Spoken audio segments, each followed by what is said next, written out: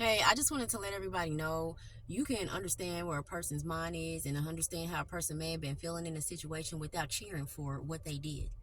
You know what I'm saying? Like Rodney Hinton, he's a parent. He saw the video of his son being murdered. So I understand as a parent, his mind, when he killed that officer, he was probably thinking that's the last thing he can do to show his son that he's there for him, that he got his back. You know, he had all kind of emotions going through his head. He's a parent. So I understand that. I don't agree with what he did. I'm never going to cheer for the death of anybody, especially somebody who wasn't even involved. He killed an officer, didn't have nothing to do with it. I'm not cheering for that. That's not okay. But I definitely understand him as a parent and where he was in his mind when he chose to make that decision. When you lose your kid, you done lost your. That's what we live for. So to see your child get murdered in your face, he basically he died. He saw himself die in his face. He had nothing else to live for, nothing else to lose. I totally understand the emotion that was running through his mind and soul when he made that decision. That doesn't mean I'm justifying it. That doesn't mean it was right.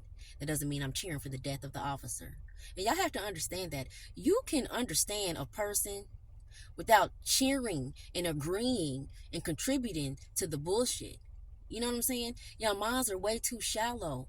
You just feel like just because you feel him as a parent and you understand his grief, then that means, yes, cheer for the death of the officer. Yes, support the killer. Yes, just have a bunch of vengeance and hate and racism in your heart when you get on this World Wide Web and spew that shit to the world. That's insane. Because when it's all said and done, there's a judgment day. There is a judgment day.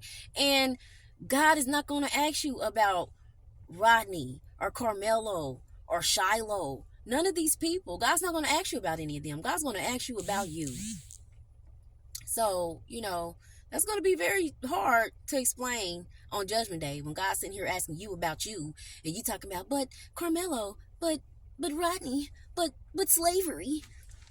God gonna be like, slavery, nigga, that shit was done centuries before you even got to this motherfucker. What? Y'all gonna sound really ignorant on Judgment Day trying to explain this stupid fake outrage, because that's what it is. It's fake. I got a question for the niggas. Okay, y'all so mad at Shiloh because she called the little nigga and all of that, but my thing is Gretchen from Baddies, she couldn't control herself. Nigga this, nigga that. They told her, stop saying that. She's like, I can't help it. That's my environment where I was raised, the people I'm around. They're like, okay, well, you're not around them people. You around us. Stop saying it. She still said it. Fought Jayla. Jayla fought her for this shit. Fought behind this shit. Got bit and teeth pulled out and all kind of shit behind this shit. Who stood with Jayla? Nobody. Nobody give a fuck for real. Nobody stood with Jayla. And then this is the real kicker. Gretchen, the same white woman who says nigga uncontrollably, guess where she was just invited?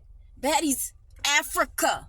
Baddies Africa. At all places. I'm just saying, niggas are a joke. So, y'all really selling y'all soul. Going to hell. Cheering for the deaths and being all racist for nothing. It's fake.